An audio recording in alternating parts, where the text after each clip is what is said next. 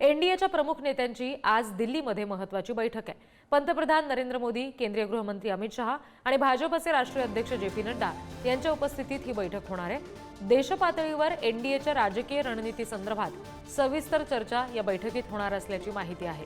उपमुख्यमंत्री एकनाथ शिंदे सुद्धा बैठकीसाठी उपस्थित राहणार आहेत असं समजतंय। आणखी तपशील घेऊया प्रतिनिधी पंकज दळवी यांच्याकडून।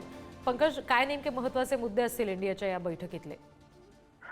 एनडीएच्या घटक पक्षांची बैठक होणार आहे। बैठकीला देशभरातून जे एनडीएचे घटक पक्ष आहेत त्याचे प्रमुख जाणार आहेत। यांचं इंटरॅक्शन जे आहे किंवा बैठक जी आहे ती पंतप्रधान नरेंद्र मोदी आणि गृहमंत्री अमित शहा यांच्याशी ही बैठक होणार आहे। यांच्यासोबत ही बैठक होणार आहे। पंतप्रधान यांनी बोलवलेल्या बैठकीला राज्याचे उपमुख्यमंत्री एकनाथ शिंदे हे उपस्थित राहणार आहेत।